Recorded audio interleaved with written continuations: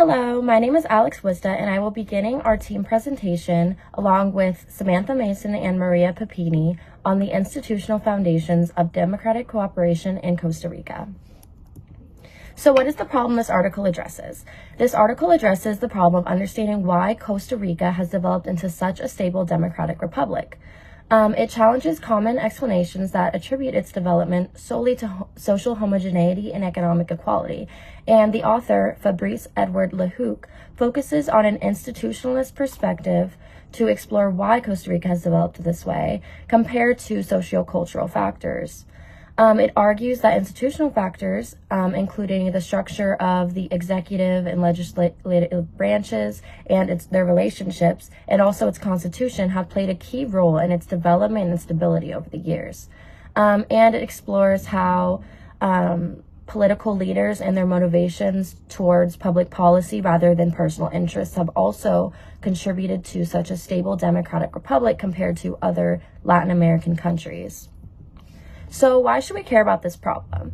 I have kind of summed up this slide as being that Costa Rica offers a blueprint for strengthening other Latin American political institutions, and that is why we should care about this problem and why this paper is so important. The author has contended that by viewing Costa Rica's democratic development through an institutional lens rather than by sociocultural factors or other lenses, we can gain insight into how other countries can become more resilient. I included the quote where the author suggests that a shift be made to much more overtly political accounts of the development of democracy in Costa Rica, in which individual actions as well as their institutional determinants are recognized.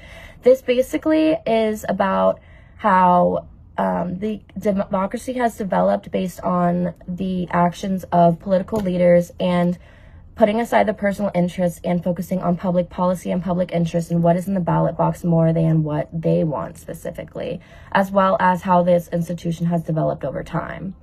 A second point the author makes is that conflicts and struggles for state power with a stable institution can further strengthen democracies.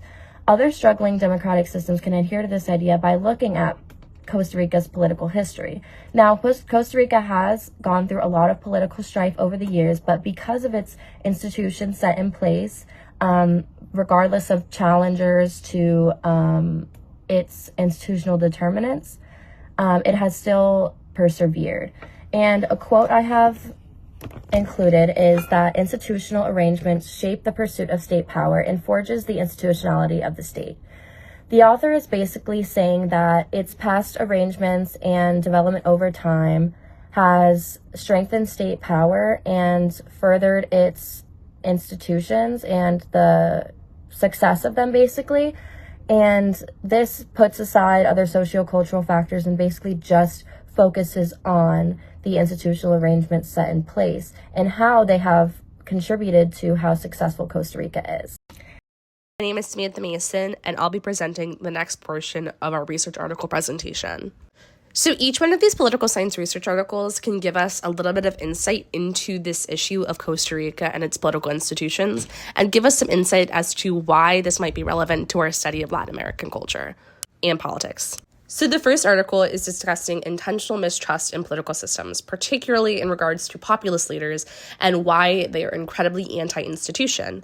This is interesting because the author of the article that we're studying is arguing that intentional institutional development is the key to Costa Rica's success as a democratic institution.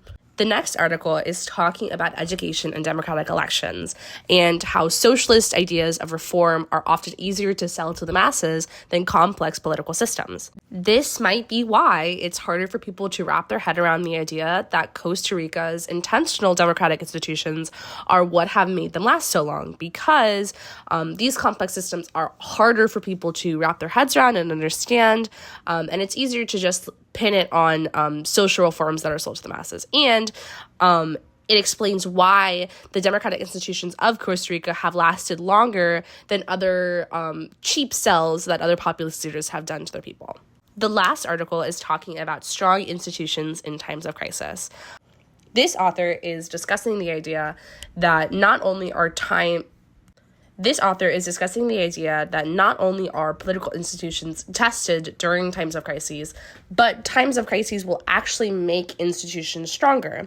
So the fact that Costa Rica has established this strong democratic institution that is then being tested by the greater challenges of nations in Latin America might explain why this democratic institution has been more successful than others similar to it. So how did the authors study the problem? There are two main ways that we found that the authors in this particular article study the problem, which is through a historical analysis as well as through empirical data, both of which kind of intertwine within each other and give a concrete explanation as to why this problem is relevant. The historical analysis is looking at Costa Rica's political history, as well as finding certain patterns of political violence and power imbalance within the nation. It's also analyzing certain documents like the Constitution and other political laws, trying to explain why this problem might be relevant to Costa Rica, and explaining why these democratic institutions might have led to its success as an institution. The next is looking at empirical data. It's looking at election results and legislative composition, specifically the numbers of how many people from each party, what the specific election results were, as well as cross-referencing certain data associated with rebellion rates and internal government decisions. Again, like I said, these two different analyses might intertwine in the sense that you look at the nature of certain rebellions as well as the numbers, but both help give a concrete answer in the analysis of Costa Rica's democratic institutions. So what conclusions does the author present in this article? We found that the author drew from multiple political, sociological, and analytical points of view to come to his conclusions about this article. He concluded that democratic stability was the result of intentional political institutionalism and reform, not simply by chance. His writing challenges traditional explanations of democratic stability by emphasizing the necessary role of institutions and the strategic political behavior is essential to a democracy's survival. This author is claiming that political institutionalism is the key to forming stable democracies instead of simply political reform. He is emphasizing that idea because this is the reason that Costa Rica specifically has been so successful compared to other Latin American countries, and why it's an example of how other institutions and democracies should be set up in Latin America. So what is left to be done regarding the problem? Costa Rica gives a blueprint for how we can best strive for democracy in other countries across the globe. This is including Latin America. For other democracies striving to have the same level of stability, how can we model the success that has been happening in Costa Rica internationally? Additionally, time can change a lot of factors for a political institution.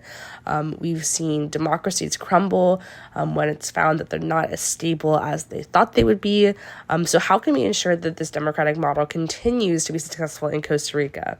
It has been for quite a long time, standing up to other challenges that have happened in the nation, but how can we protect this institution so that it doesn't fall susceptible to the same pattern that we've seen in other democracies?